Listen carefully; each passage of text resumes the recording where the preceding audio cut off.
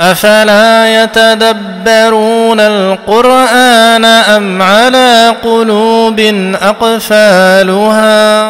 Assalamu alaikum wa rahmatullahi ta'ala wa barakatuh, mes frères et sœurs en islam. Dans la dernière publication, j'ai terminé une première série de vidéos sur Suratul Kahf, qui m'avait permis de vous approfondir la méditation du récit des jeunes croyants de la caverne, au travers de 3 premières vidéos, et je vous avais dit qu'on peut encore clarifier pas mal d'éléments sur ce même récit avant d'aborder d'autres récits du Coran, parce que beaucoup de récits du Coran n'ont pas été médités à leur juste valeur, et cette réalité, j'essaierai, Inch'Allah, de vous la montrer avec le temps, bi'idhnillah. Inna Allah ta'ala ma'as sabirin. Donc sachez d'abord que j'ai bien pris en compte vos retours sur le fait de continuer encore la méditation de ce récit et de Suratul Kahf avant de plonger par la suite dans l'étude et la méditation d'autres récits, Inch'Allah. Donc je vous informe que je ne passerai pas à l'étude d'autres récits avant d'avoir complété ce récit et l'étude de Suratul Kahf. Je vais entreprendre un travail sur une nouvelle série de vidéos, toujours sur Suratul Kahf. Mais en parallèle de ce travail, je vais continuer à vous partager à côté quelques brèves méditations sur d'autres points du Coran, non pas des études de récits à proprement parler,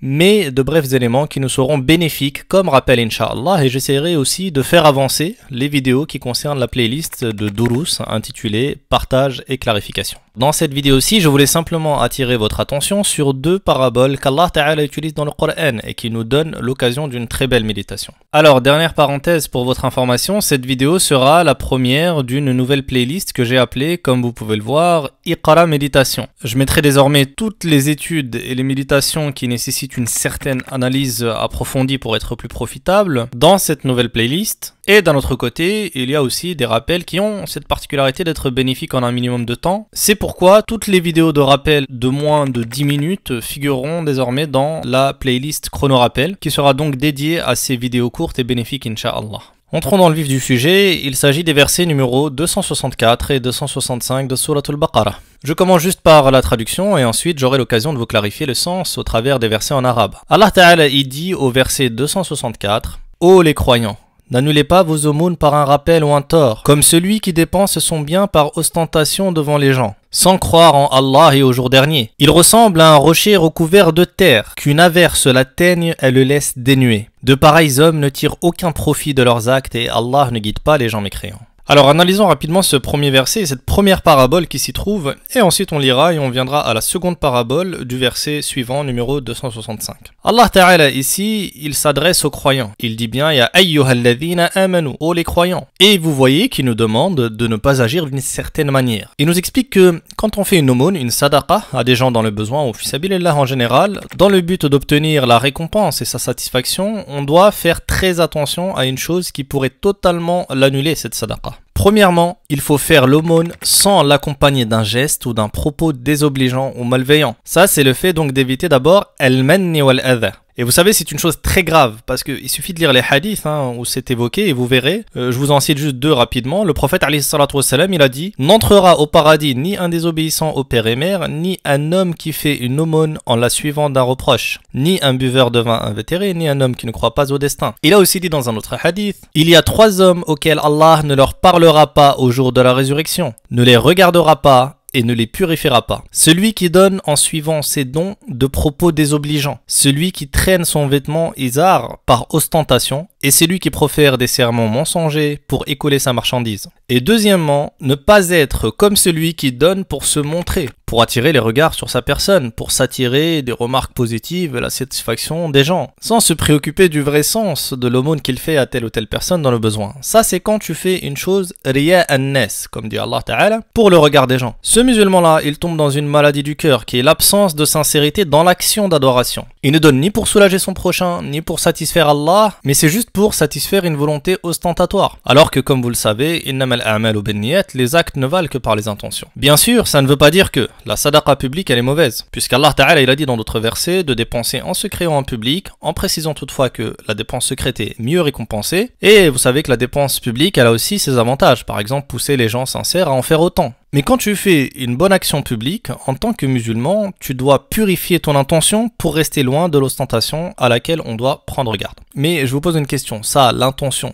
c'est quelque chose qui se passe où? Elle se passe fil qalb, dans le cœur. Seul Allah Ta'ala connaît le contenu des poitrines. Le prophète lui-même, vous savez, il nous a éduqués à travailler cette sincérité. Par exemple, au travers de simples doigts à faire. Pour le Hajj, il a dit alayhi salatu wassalam Allahumma hajjatun la riya'a fiha wa la sum'a, qu'on pourrait traduire par Oh Allah, donne-moi un pèlerinage dépourvu d'ostentation du regard ou des entendus dire des gens. Ça ne veut pas dire que tu vas faire ton Hajj ou ta Umrah en secret. Forcément, des gens vont savoir que tu le fais et que tu l'as fait, mais tu fais cette dua pour purifier ton intention vis-à-vis d'Allah Ta'ala. Peu importe dans ton esprit le regard des gens ou ce qu'ils vont dire. Cela ne doit pas corrompre ta bonne intention première. Alors, regardez maintenant la suite de ce même verset. Ici, vous voyez qu'Allah Ta'ala, il dit par ostentation devant les gens sans croire en Allah et au jour dernier. Est-ce que ça veut dire qu'ici Allah Ta'ala parle des mécréants? Non, absolument pas. Déjà parce que les kuffars ne font rien pour la face d'Allah, les wajhillahi azza wa jal. Et surtout parce qu'on voit bien au début du verset qu'Allah Ta'ala, il s'adresse aux croyants, il dit ayyuhalladhina amanu. Il nous met en garde de certains comportements et intentions qui pourraient corrompre notre sadaqa.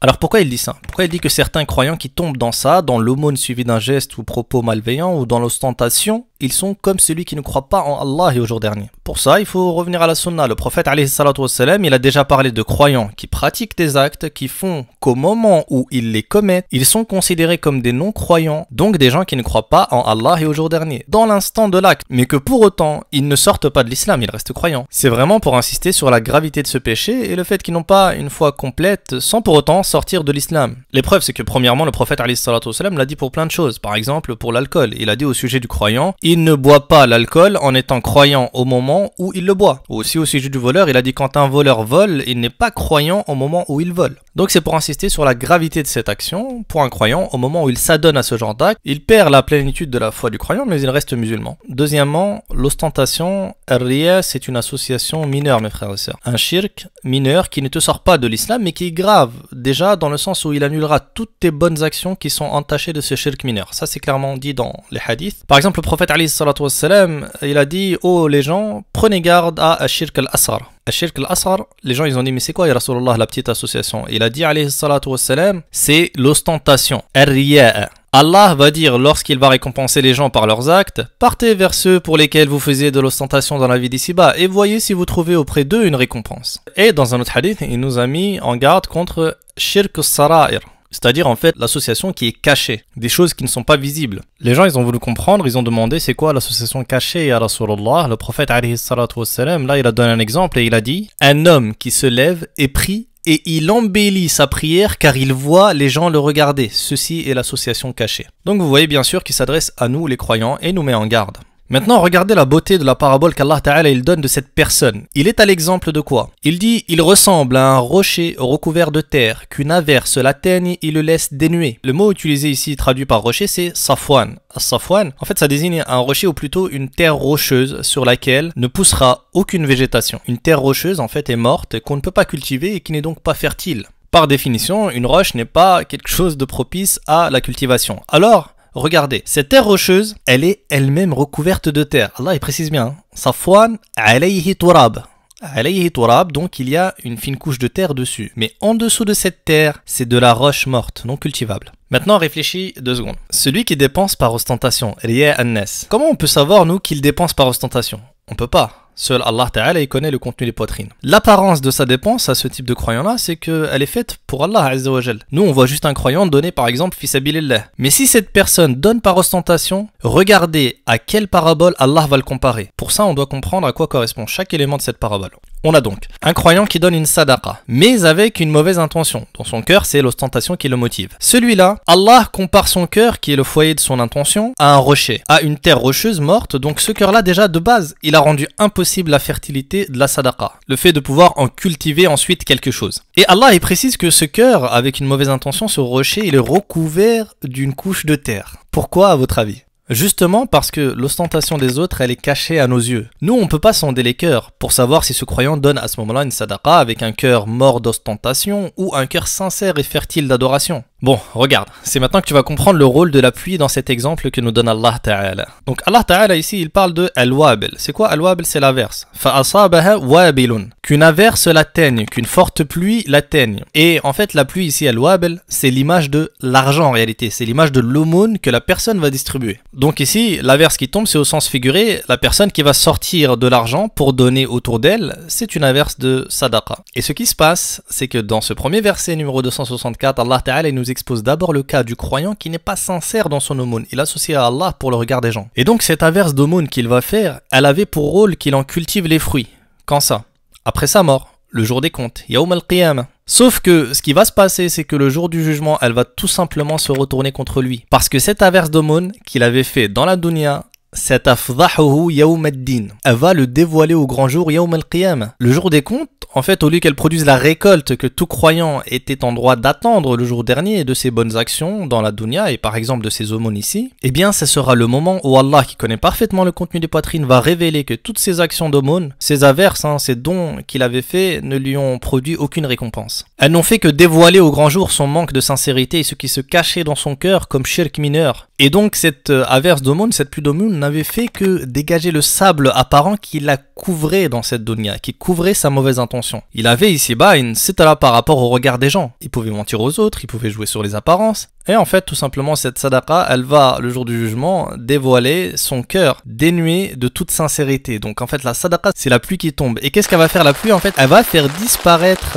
cette terre qui recouvrait cette roche. Qui roche représente en fait sa mauvaise intention, son intention qui n'est pas sincère. Et le résultat, c'est que forcément, vu que c'est une terre qui n'est pas fertile, eh bien, il pourra rien en attendre le jour du jugement. Bayna yadayillah, il pourra pas attendre les fruits de cette sadaqa. Mais au contraire, il va récolter les conséquences de sa mauvaise intention qui sera dévoilée au grand jour. Donc vous comprenez maintenant cette image? Voilà, comme vous le savez, on ne peut pas sonder les cœurs de la même manière que le prophète alayhi salatu wassalam n'a pas été envoyé pour sonder les poitrines. Et cette averse d'aumône ne sera qu'une cause pour mieux confondre cet homme non sincère. Allah Ta'ala précise, de pareils hommes ne tirent aucun profit de leurs actes. Le jour dernier, il devra aller voir ailleurs si ceux pour le regard de qui il l'a fait pourront lui donner une récompense et ils ne le pourront pas bien sûr. Maintenant venez au verset suivant et à la deuxième parabole qui concerne les croyants sincères. Regardez comment ils seront récompensés dans tous les cas. Allah Ta'ala il dit: et ceux qui dépensent leurs biens cherchant l'agrément d'Allah et bien rassurés de sa récompense, ils ressemblent à un jardin sur une colline. Qu'une averse l'atteigne, il double ses fruits. À défaut d'une averse qui l'atteint, c'est la rosée. Et Allah voit parfaitement ce que vous faites. Alors ici rapidement plusieurs choses à retenir. Le croyant sincère, Allah Ta'ala il dit qu'il doit dépenser de ses biens, premièrement dans l'intention d'avoir l'agrément d'Allah, ibtira mardatillah, comme vous le savez tous, et deuxièmement, wa tathbitan min anfusihim. Ça veut dire en fait avec la certitude de l'âme. En fait, il faut non seulement le faire pour l'agrément d'Allah, mais le croyant, il se doit de raffermir son âme sur le fait que oui, Naam, cette aumône, je la fais bien pour Allah Azza wa Jal et j'en attends fermement ma récompense de la part de mon Seigneur pour qui je l'ai faite, et c'est comme ça que tu te protèges du shirk mineur, en travaillant ton intention et en étant ferme dans l'attente de la récompense et dans l'espoir de la récompense. Pourquoi? Comme le dit le prophète alayhi salatu wassalam, il a dit invoquez Allah tout en étant convaincu qu'il vous exaucera. Dans un hadith, il a dit Allah n'accepte pas les invocations d'une personne dont son cœur est insouciant et distrait. Voilà, donc tu ne dois pas donner quelque chose en étant dans un doute, fi raib. Peut-être que je la trouverai auprès d'Allah et peut-être pas.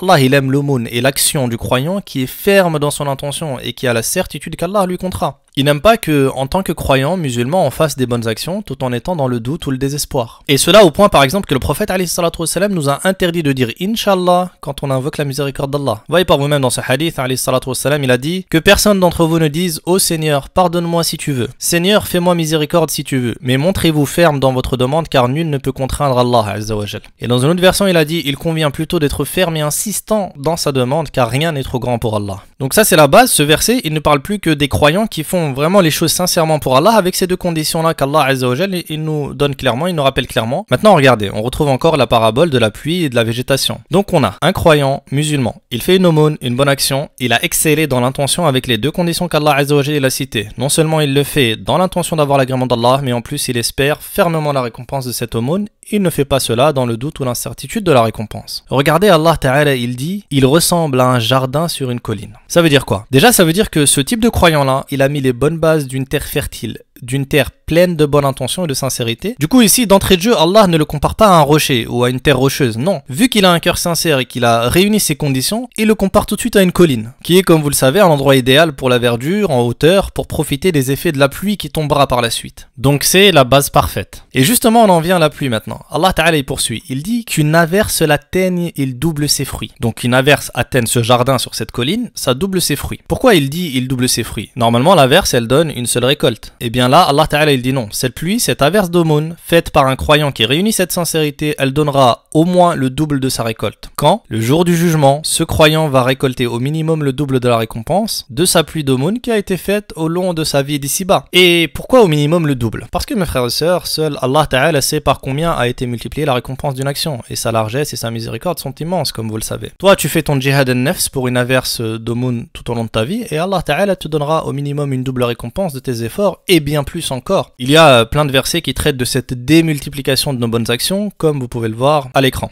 Maintenant, on arrive au dernier point et je dirais à ce qui est le plus extraordinaire de cette parabole. Allah Ta'ala il poursuit en disant au sujet des croyants et de leur pluie d'aumône, à défaut d'une averse qui l'atteint, c'est la rosée. Et là, c'est magnifique. Ici, le verset, il parlait bien dans tous les cas du même type de croyant. Le croyant qui a un cœur et une intention qui est donc une terre fertile, en fait comparable à une colline, c'est-à-dire tous ces croyants sont à égalité à la base. Ils ont une sincérité et une conviction d'avoir une récompense d'Allah pour leur aumône, sauf qu'il y a deux cas de figure maintenant qui vont marquer une différence entre ces mêmes types de croyants. Vous avez d'une part celui qui est capable de donner des aumônes, donc celui qui va être capable de déclencher son averse, sa pluie d'aumônes, son wa'abel, et celui qui ne sera pas capable de donner des aumônes, parce qu'il n'a pas les moyens de donner. Il n'a par exemple pas les moyens à un moment donné de faire des dons de sadaqa. On a dit que les pluies de sadaqa donneront lieu à une récolte le jour dernier. Et regardez ce qui est extraordinaire justement, c'est que le croyant qui a la même sincérité de base mais qui malheureusement n'a pas les moyens de donner une aumône, est-ce que Allah il le laissera sans récolte le jour du jugement? Absolument pas. Et c'est là que vous devez comprendre pourquoi Allah il parle de rosée ici. S'il n'y a pas la pluie, c'est la rosée. C'est quand même la rosée. Donc l'air de dire, il y aura quand même, quoi qu'il en soit, de l'eau qui va descendre et qui sera profitable et qui va donner quoi qu'il en soit une récolte. Mais sur quelle base? En fait, la rosée c'est atal ici. Ici le fa, fatal, c'est ce qu'on appelle harfu atfin. C'est juste une lettre pour dire et donc ou c'est telle chose. En l'occurrence, atal c'est la rosée. Donc fatal c'est donc la rosée. S'il n'y a pas al-wabil, fatal, et donc par conséquent ce sera la rosée. At-tal en arabe, ça n'a rien à voir avec al-wabil, ce n'est pas une averse donc de pluie, ce n'est pas non plus une pluie plus légère qu'une averse, c'est tout simplement ce qui va donner la rosée, c'est-à-dire en fait l'humidité ambiante qui descend du ciel tout en étant totalement invisible à l'œil nu. Les gens sur les collines et les montagnes, ils connaissent bien ce phénomène, même s'il n'y a pas eu de la pluie la nuit, ils n'ont pas vu d'averse de leurs propres yeux, ils voient au petit matin cette rosée, en fait ils voient cette eau sur la terre et sur les plantes et sur la végétation, partout, une rosée du matin qui atterrit de nulle part on dirait. Tout simplement une humidité en fait des vapeurs d'eau invisibles, mais ça revient au même puisque la terre va tout de même profiter de cette rosée. Elle va profiter de toutes ces gouttes d'eau très abondantes qui se sont formées, bien qu'il n'y avait pas d'averse et bien qu'à la base elles n'étaient pas visibles à l'œil nu. Et maintenant vous allez comprendre la conclusion. Ce croyant en fait il va se retrouver le jour du jugement dans la même situation que l'autre croyant qui a donné de l'argent et qui avait les moyens de donner. En fait il va venir le jour dernier et il va récolter les récompenses de cette rosée, cette humidité invisible qui n'était rien d'autre en fait que sa sincérité, sa seule intention de faire comme les autres, de vouloir donner, mais qu'il ne pouvait pas faire par manque de moyens. Et ça c'est clairement dit dans la sunna, le prophète alayhi salatu wassalam, il a dit dans un hadith. Alors on vient juste à la partie concernée.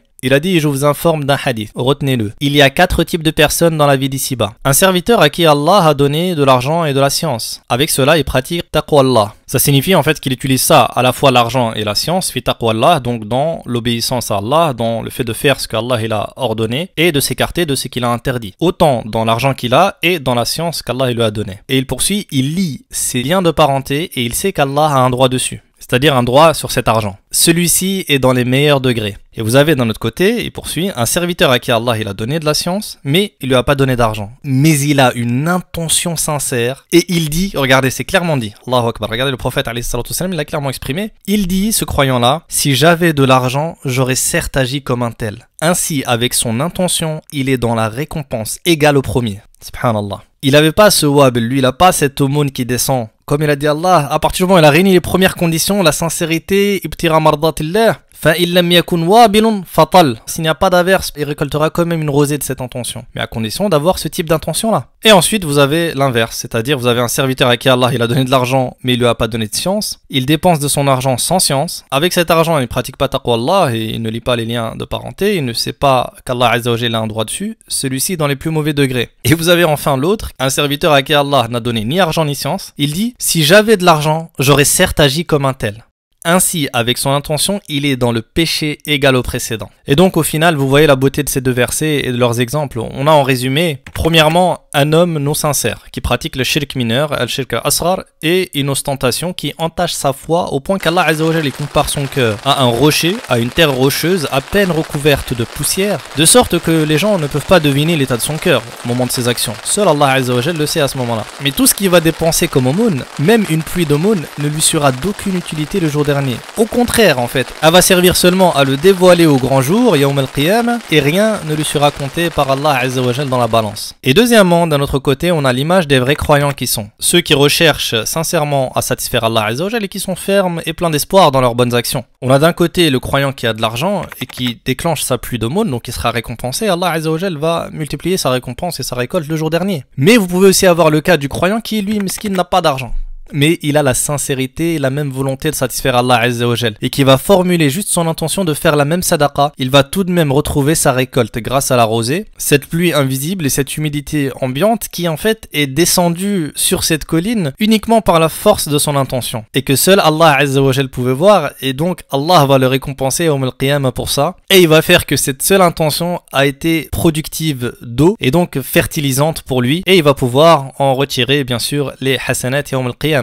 Donc mon frère ou ma soeur, quand tu vois un croyant faire l'aumône, envie-le dans le sens positif du terme. Et au moins l'envie de faire pareil que lui et tu seras gagnant incha'Allah. Retiens aussi que le prophète alayhi salatu wassalam, il a dit que toute bonne action est une aumône et que celui qui montre la voie d'une bonne action aura la même récompense que celui qui l'a fait. Il a dit kullu ma'rufin sadaqa wa dallu 'ala al-khayri kafa'ili. Même le fait de sourire à ton frère est une sadaqa. Ce n'est pas seulement le fait de donner de l'argent, comme vous le savez alayhi salatu wassalam, il a parlé de sadaqa sous plusieurs types de formes. Et attention, de la même manière, si tu vois quelqu'un dilapider son argent dans des mauvaises choses, abstiens-toi ne serait-ce que d'avoir la simple envie de faire pareil. Sinon, tu pourras avoir les mêmes péchés que lui. Bon, je vous laisse méditer ce hadith du prophète alayhi salatu wassalam qui est en lien direct avec cette belle parabole. Barakallahu fi comme toujours mes frères et sœurs pour votre attention. Wassalamu alaikum wa rahmatullahi ta'ala wa barakatuh.